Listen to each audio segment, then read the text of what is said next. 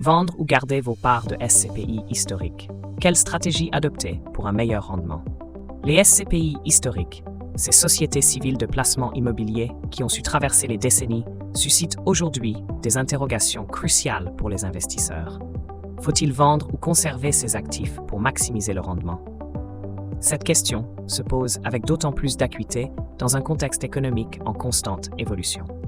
Cette vidéo explore les différentes stratégies à adopter face à ce dilemme, en tenant compte des performances passées et des perspectives futures du marché immobilier. Découvrez les éléments clés à considérer pour prendre une décision éclairée et optimiser votre portefeuille d'investissement immobilier.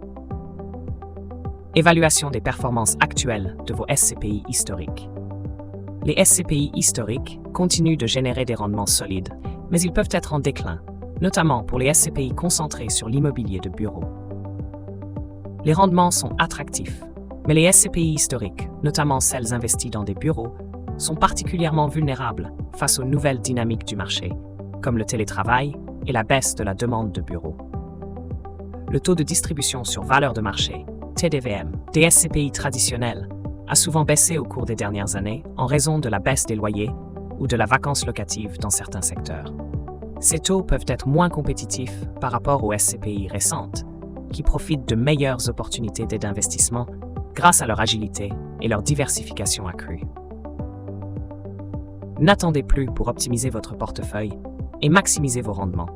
Contactez dès maintenant un conseiller en gestion de patrimoine pour explorer les meilleures opportunités du marché SCPI. Facteurs influençant la décision de vendre ou de garder. La fiscalité joue un rôle déterminant dans la décision de conserver ou de céder ses parts de SCPI historiques. Les avantages fiscaux peuvent varier en fonction des réformes législatives et des régimes d'imposition applicables. La revente des parts pourrait impliquer une imposition sur les plus-values. Par ailleurs, les frais de gestion, souvent plus élevés pour les anciennes SCPI, peuvent peser sur la rentabilité nette.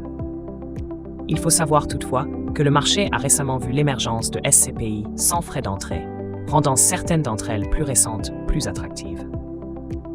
La liquidité du marché secondaire est également un facteur crucial.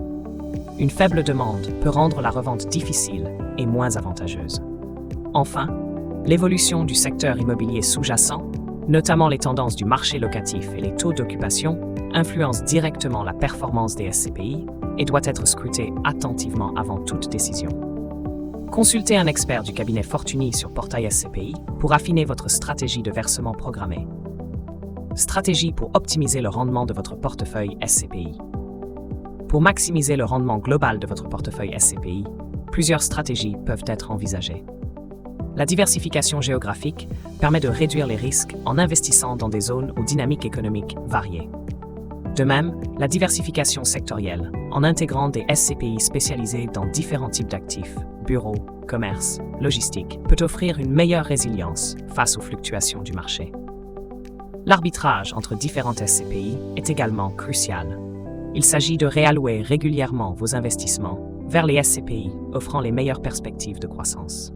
Enfin, investir dans des SCPI plus récentes peut se révéler judicieux, car elles sont souvent positionnées sur des segments porteurs et innovants, promettant ainsi des rendements attractifs à long terme.